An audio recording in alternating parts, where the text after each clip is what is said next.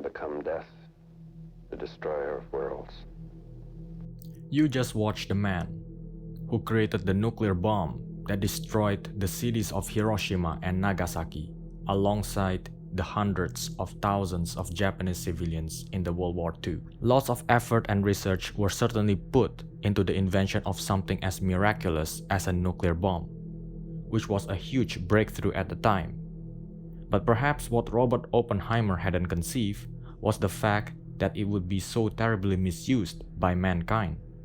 Could you imagine the swing of emotions from feeling like the father of nuclear physicists one day into the god of destruction another? How disillusioned would he have felt, realizing that his years of hard work and research turned out to bring death instead of salvation upon mankind? This kind of made me wonder whether the so-called human progress is indeed progress at all. Maybe it's just the same old story of people trying to make it big in the world and give birth to something new without thoroughly considering its repercussions. And this kind of ties in with this video, that the invention of social media, albeit to a much lesser extent than nuclear bombs, isn't actually doing humanity any favors at all. Let me explain. Social media is websites or applications that allow users to share content, ideas, and events with the online community, which could be a great thing. Rather than going out of the house to meet someone, now we can just lie down on the couch, click a button, and see how our friend is living his life. Rather than taking the trouble to open our mouth, now we can just type in whatever we want to say without needing to get up.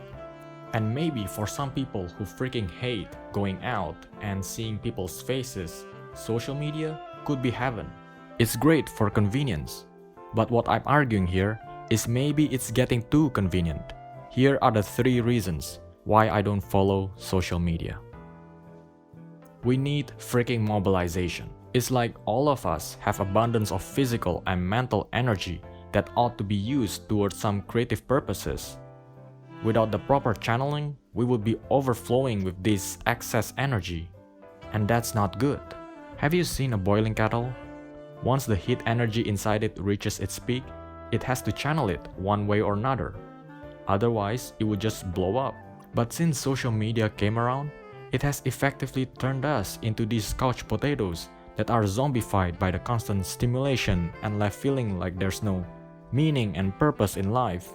It's like we are back to square one again. Ever since the Industrial Revolution, much of human effort and endeavors have been directed towards making life easier and more convenient. And now that we have reached the desired level of comfort, we are not actually any happier. It's true, today we are much more affluent and able to deal with survival better. But as far as happiness is concerned, I'm arguing we are not better off this way. Because there's this thing called depression. I think there's a big correlation between depression and unused energy. Like the less you use your energy, the more depressed you will be. Have you ever been stuck in an airplane seat for hours on end, feeling like your numb legs need some relief, and kicking the seat in front of you seems like a brilliant idea? No? Maybe it's just me.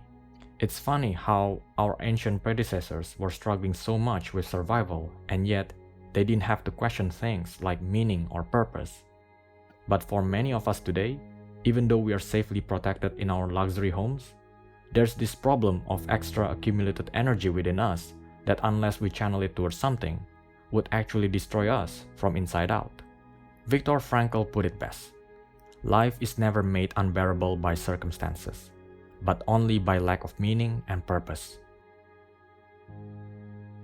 There are simply too many phones on dinner tables these days, and people glued to their phones, smiling randomly at something they saw online, not even attempting to make a conversation with the other person beside him. And since everybody's doing it these days, we consider this kind of behavior normal. And it's quite understandable how you'd find things online much more interesting than the person sitting next to you. The funny cat videos, the vines, the memes, someone showing off what she eats and drinks that day. We have access to all the cool stuff that's going on all around the world at our fingertips that sort of gives the other person the improbable expectations of needing to be as interesting. But here's the thing, right now we are in this cycle of craving more and more dopamine rush from social media. Getting more of it would end up making us feel like a bottomless pit. What we need at this point in time is not any more scrolling and browsing, but detoxifying, taking some time off social media, and just getting back to the fundamentals of what makes us truly happy, which is stringing a few sentences together with someone without ever looking at our phones and actually getting a meaningful interaction out of it. My problem with social media is it doesn't really show what's really going on in someone's life. I mean, we are allowed some time to consider what we want to say or edit the footage to make it seem cooler. To me, it's a little bit too premeditated.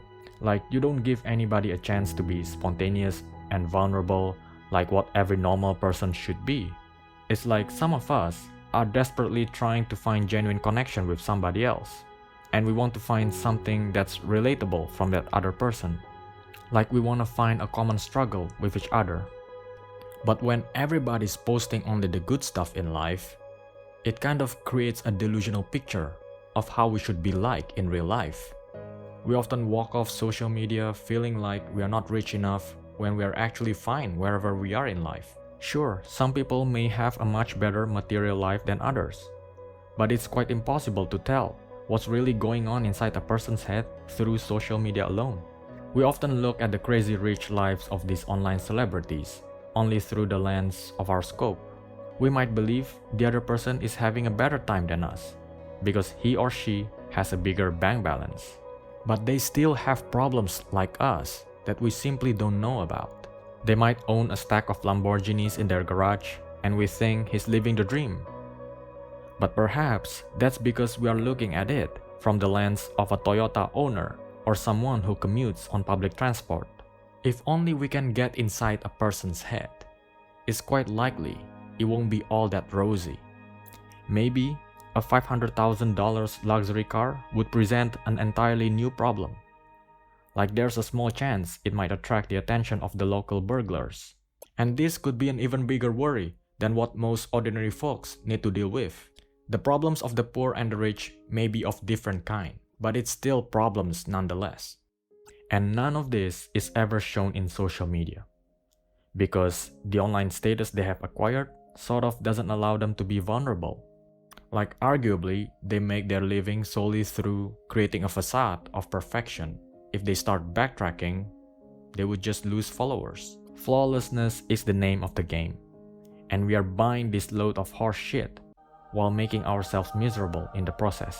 Social media is definitely an advancement in communication technology, but it's not perfect.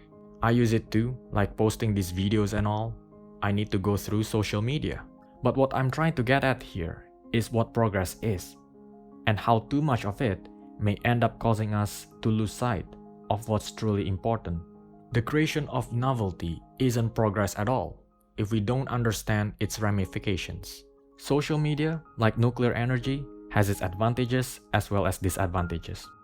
Aspiring to be the effective consumer that we ought to be, we just gotta maximize the advantages while also cutting out the disadvantages. And that should not be the responsibility of the creator of these social media apps. It's the user himself. That's it from me.